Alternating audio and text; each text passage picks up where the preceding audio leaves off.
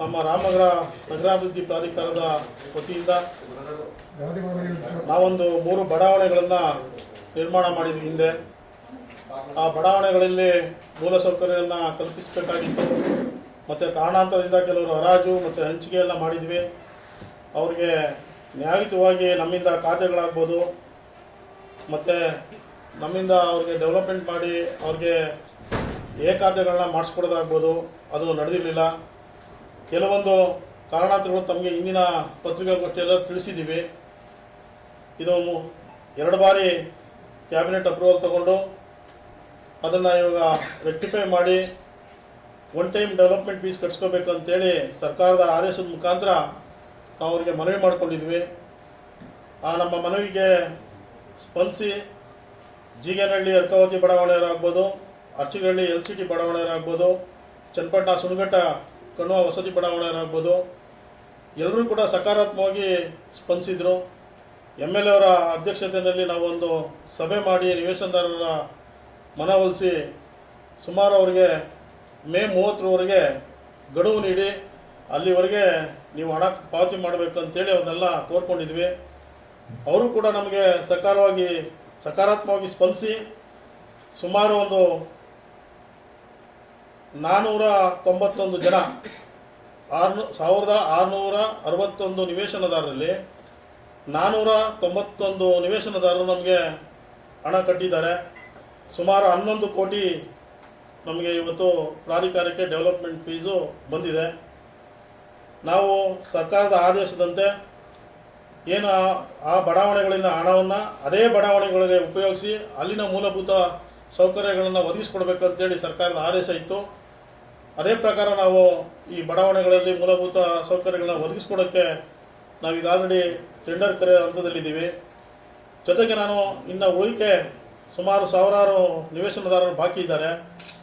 ಅವರಲ್ಲಿ ನಾನು ಮನವಿ ಮಾಡ್ಕೊಳ್ಳೋದಿಷ್ಟೇ, ದಯಮಾಡಿ ನೀವು ತುಂಬ ಈಗಾಗಲೇ 3 ತಿಂಗಳು ಸಮಯಾವಕಾಶ ಆಗಿದೆ. ನಾವು ನಿಮಗೆ ಭರವಸೆ ಕೊಟ್ಟಿದ್ದೀವಿ 6 ತಿಂಗಳಲ್ಲಿ ಈ ಒಂದು ಬಡಾವಣೆಯನ್ನು ಅಭಿವೃದ್ಧಿಪಡಿಸಿ ತಮ್ಮೆಲ್ಲರಿಗೂ ಅನುಕೂಲ ಆಗುವಂತೆ ಎಲ್ಲ ಖಾತೆ ಮತ್ತು ರಸ್ತೆಗಳು, ನೀರಿನ ಸೌಕರ್ಯ, ಮೂಲಭೂತ ಸೌಕರ್ಯ ಏನಿದೆ ಅದನ್ನು ಮಾಡಿಕೊಡ್ತೀವಿ ಅಂತೇಳಿ ನಾವು ಭರವಸೆ ಕೊಟ್ಟಿದ್ದು. MLA ಅವರ ಮೊನ್ನೆ ಶಾಸಕರ ಅಧ್ಯಕ್ಷತೆಯಲ್ಲಿ ಸಭೆ ಆದಂಥ ಸಂದರ್ಭದಲ್ಲೂ ಕೂಡ ಅವರಿಗೆ ಭರವಸೆ ಕೊಟ್ಟಿದ್ವಿ. ತದನಂತರ ಮತ್ತೆ ಇನ್ನೊಂದು ಮೀಟಿಂಗ್ ಮಾಡಿ ಸುಮಾರು ಒಂದು 50ರಿಂದ 100 ಜನಕ್ಕೆ ಖಾತೆಗಳನ್ನ ಹಂಚಿದ್ವಿ. ಆ ಖಾತೆ ಹಂಚೋ ಸಂದರ್ಭದಲ್ಲೂ ಕೂಡ ಅವರಿಗೆ ಮತ್ತೆ ಭರವಸೆಗಳನ್ನು ಕೊಟ್ಟಿದ್ದೀವಿ. ಆದಷ್ಟು ಬೇಗ ಇನ್ನು ಉಳಿಕೆ 1000 ಜನ ಏನು ನಿವೇಶನದಾರರು ಇದ್ದಾರೆ ಅವರಲ್ಲಿ ತಮ್ಮೆಲ್ಲರ ಮುಖಾಂತರ, ತಮ್ಮ ಮಾಧ್ಯಮ ಮತ್ತು ಮಿತ್ರರ ಮುಖಾಂತರ ಅವ್ರಿಗೆ ತಿಳಿಸೋದೇನಂತ ಅಂದರೆ ಆದಷ್ಟು ಬೇಗ ನಾವು ಮತ್ತೆ ನಮ್ಮ ಸಾಮಾನ್ಯ ಸಭೆಯಲ್ಲಿ ಇವತ್ತಿನ ಸಾಮಾನ್ಯ ಸಭೆಯಲ್ಲಿ ತೀರ್ಮಾನ ಮಾಡಿದ್ದೀವಿ. ಅವ್ರಿಗೆ ಜೂನ್ 30ರೊಳಗೆ ಹಣ ಕಟ್ಟಬೇಕು. ಅಲ್ಲಿವರೆಗೆ ಸ್ವಲ್ಪ ವಿಸ್ತರಣೆ ಮಾಡಬೇಕು. ಯಾಕೆಂದರೆ ಸುಮಾರು ಜನ ಆರ್ಥಿಕವಾಗಿ ನಾವು ಸಂಕಟದಲ್ಲಿದ್ದೀವಿ, ನಮಗೊಂದು ಸ್ವಲ್ಪ ಕಾಲಾವಕಾಶ ಕೊಡಿ ಅಂತೇಳಿ ಮನವಿಗಳು ಬಂದಂಥ ದೃಷ್ಟಿಯಿಂದ ಈ ಸಭೆಯಲ್ಲಿ ಇವತ್ತು ಮಂಡಿಸಿದ್ವಿ. ನಮ್ಮ ಸದಸ್ಯರು ಮತ್ತು ಅಭಿಪ್ರಾಯದಂತೆ ಅವರೆಲ್ಲರ ತೀರ್ಮಾನದಂತೆ ನಾವು 30ನೇ ತಾರೀಕುವರೆಗೆ ಅವ್ರಿಗೆ ಜೂನ್ 30ರವರೆಗೆ ಕಾಲಾವಕಾಶನ ಕೊಡ್ತಾ ಇದ್ದೀವಿ. ಅದಲ್ಲದೆ ಈ ಏನಾದರೂ ಜೂನ್ 30ರೊಳಗಡೆ ಇವರು ಹಣ ಪಾವತಿಸದೆ ಇನ್ನೂ ಮುಂದುವರೆದಲ್ಲಿ ನಮ್ಮ ಮತ್ತೆ ಮುಂದಿನ ಮೀಟಿಂಗ್ನಲ್ಲಿ ನಾವು ಯಾಕೆ ಅವರ ಹಣವನ್ನು ವಾಪಸ್ ಮಾಡಬಾರ್ದು, ಅವರ ಹಣಕ್ಕೆ ಏನು ಬ್ಯಾಂಕ್ ಬಡ್ಡಿ ಏನಿರ್ತದೆ ದರ ಅದನ್ನು ಕೊಟ್ಟು ಅವರಿಗೆ ವಾಪಸ್ ಕೊಟ್ಟು ನಾವು ಸೈಟ್ನ ಯಾಕೆ ಮುಟ್ಗೋಲು ಹಾಕೋಬಾರ್ದು ಅಂತ ಚಿಂತನೆಯೂ ಕೂಡ ಈ ಸಭೆಯಲ್ಲಿ ಚರ್ಚೆ ಮಾಡಿದ್ದೀವಿ. ತದನಂತರ ಅವ್ರಿಗೆ ಕಾಲಾವಕಾಶ ಬೇಕಂತಿದ್ರೆ ಈಗ ಆಲ್ರೆಡಿ ನಾವು 3 ತಿಂಗಳು ಕಾಲಾವಕಾಶ ಕೊಟ್ಟಿದ್ದೀವಿ ಸರ್ಕಾರದ ಆದೇಶ ಆದಮೇಲೂ ಕೂಡ. ಈಗ ಮತ್ತೆ 30ನೇ ತಾರೀಕುವರೆಗೂ ಕೊಡ್ತಾ ಇದ್ದೀವಿ. ಮತ್ತೊಮ್ಮೆ ನಾನು ನಿವೇಶನದಾರರಲ್ಲಿ ಮನವಿ ಮಾಡ್ಕೊಳ್ತೀನಿ, ಈಗ ಆಲ್ರೆಡಿ 11 ಕೋಟಿ ಯಾರು ದುಡ್ಡು ಕಟ್ಟಿದ್ದಾರೆ, ಈಗ ಸ್ಟಾರ್ಟಿಂಗ್ನಲ್ಲೇ ದುಡ್ಡು ಕಟ್ಟಿದ್ರು ಪಾಪ. ಆ ವ್ಯಕ್ತಿ ಮತ್ತೆ ಇವ್ರು ದುಡ್ಡು ಕಟ್ಟೋರ್ಗೂ ಕಾಯಕ್ಕಾಗೋದಿಲ್ಲ. ನಾವೆಲ್ಲ ಆಲ್ರೆಡಿ ನಾವು ಹೇಳಿದ್ದೀವಿ 6 ತಿಂಗಳಲ್ಲಿ ಡೆವಲಪ್ಮೆಂಟ್ ಮಾಡ್ತೀವಿ ಅಂತೇಳಿ. ಹಾಗಾಗಿ ಈ ಹೊಣೆ ಸಂಪೂರ್ಣ ಹೊಣೆ ನಮ್ಮೇಲೂ ಇರ್ತದೆ. ದಯಮಾಡಿ ನಿವೇಶನದಾರರು ಇದನ್ನು ಸದ್ಬಳಕೆ ಮಾಡಿಕೊಂಡು ನಮಗೆ ಸಹಕಾರ ನೀಡುತ್ತೆ. ಆದರೆ 6 ತಿಂಗಳೊಳಗಡೆ ನಾವು ಈ ಕಾರ್ಯಕ್ಕೆ ಪ್ರಾರಂಭ ಮಾಡೋಕ್ಕೆ ಶುರು ಮಾಡೋಕ್ಕೆ ನಮಗೆ ಅನುವು ಮಾಡಿಕೊಟ್ಟಂಗಾಗ್ತದೆ.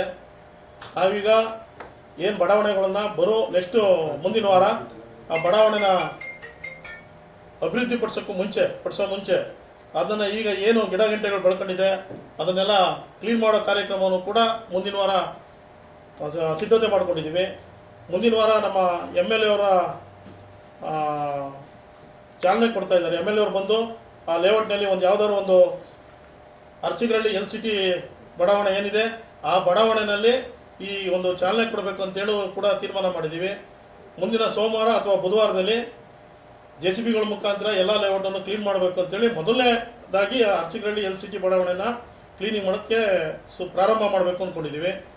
ಹಾಗಾಗಿ ಮತ್ತೊಮ್ಮೆ ಈ ಪ್ರಾಧಿಕಾರ ಏನು ಹಿಂದೆ ಏನೇನು ತೊಂದರೆಯಲ್ಲಿತ್ತು ಇದನ್ನೆಲ್ಲ ಮೀರಿ ನಮ್ಮ ಇಂದಿನ ನಿಕಟಪೂರ್ವ ಸಂಸದರಾದ DK ಸುರೇಶ್ರವರ ಮಾರ್ಗದರ್ಶನದಲ್ಲಿ ನಮ್ಮ ಈಗಿನ ಶಾಸಕರಾದ HA ಪೊಲೀಸರವರ ಮಾರ್ಗದರ್ಶನದಲ್ಲಿ ಅಭಿವೃದ್ಧಿಪಡಿಸಬೇಕು ಅಂತೇಳಿ ತೀರ್ಮಾನ ಮಾಡಿ ಅವರು ಸಕಾರಾತ್ಮಕವಾಗಿ ನಮಗೆಲ್ಲ ಸ್ಪಂದಿಸಿ ಸರ್ಕಾರದ ಲೆವೆಲಲ್ಲಿ ನಮಗೇನೇನು ಅಡೆತಡೆಗಳಿತ್ತು ಅದನ್ನೆಲ್ಲ ಬಗೆಹರಿಸ್ಕೊಟ್ಟಿದ್ದಾರೆ. ನಾನು ನಿವೇಶನದಾರರಲ್ಲಿ ಮಗದೊಮ್ಮೆ ಕೇಳ್ಕೊಳ್ಳೋದಿಷ್ಟೇ, ಮಾಧ್ಯಮದವ್ರಿಗೂ ನಾನು ಕೈ ಮುಗಿದು ಕೇಳ್ಕೊಳ್ತೀನಿ. ಮಾಧ್ಯಮದವರು ನಮಗೆ ಸಹಕಾರ ಕೊಟ್ಟಿದ್ದೀರಿ, ಇನ್ನು ಮುಂದೆನೂ ಕೂಡ ತಮ್ಮ ಸಹಕಾರ ಅತ್ಯಗತ್ಯ.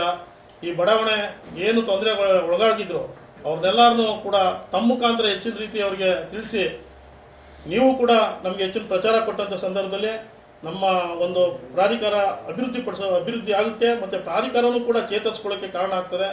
ತಮ್ಮೆಲ್ಲರೂ ಸಹಕಾರ ನಮ್ಮ ಮೇಲೆ ನಿರಂತರವಾಗಿರಲಿ. ಈ ಒಂದು ವರ್ಷದಲ್ಲಿ ಪ್ರಾಧಿಕಾರ ಇದ್ದಂಥ ಸಂದರ್ಭ ಹಿಂದೆ ನೀವು ಒಂದೂವರೆ ವರ್ಷದ ಪ್ರಾಧಿಕಾರದಲ್ಲಿ ಬಂದು ನೋಡಿದ್ದೀರಿ. ಪ್ರಾಧಿಕಾರದ ಒಳಾಂಗಣ ಏನು ಬದಲಾವಣೆ ಆಗಿದೆ. ನಾವು ಅಧಿಕಾರಕ್ಕೆ ಬಂದ ನಂತರ ನಾವು ಮತ್ತು ನಮ್ಮ ಸದಸ್ಯರು ಕುಳಿತು ಮೊದಲು ನಮ್ಮನ್ನೇ ಸರಿ ಮಾಡ್ಕೋಬೇಕು, ಆಮೇಲೆ ಮಂತ್ರ ಏನು ನೋಡೋದು ಅಂತೇಳಿ ತೀರ್ಮಾನ ಮಾಡಿ ಮೊದಲು ಪ್ರಾಧಿಕಾರವನ್ನು ಸ್ವಚ್ಛಗೊಳಿಸಿದ್ದೀವಿ. ನಂತರ ಇದು ಅಡೆತಡೆಗಳಿದ್ದಂಥವು, ಕೇಸ್ಗಳಿದ್ದಂಥವು ಒಂದೊಂದನ್ನೇ ಬಗೆಹರಿಸ್ಕೊಂಡು ಬಂದಿದ್ದೀವಿ. ನಮಗೆ ನಮ್ಮ ಆಯುಕ್ತರು ಮತ್ತು ನಮ್ಮ ಸದಸ್ಯರುಗಳು ತುಂಬ ಸಂಪೂರ್ಣ ಸಹಕಾರ ಕೊಟ್ಟಿದ್ದಾರೆ. ತಮ್ಮ ಸಹಕಾರನೂ ಕೂಡ ಇನ್ನು ಮುಂದೆ ಸದಾಕಾಲ ಇರಲಿ. ನಿವೇಶನದಾರರಿಗೆ ನೀವು ಮನವೊಲಿಸೋ ಕಾರ್ಯನ ಮಾಡಬೇಕು ಅಂತ ನಿಮ್ಮಲ್ಲಿ ಕೈ ಮುಗಿದು ಕೇಳಿಕೊಂಡು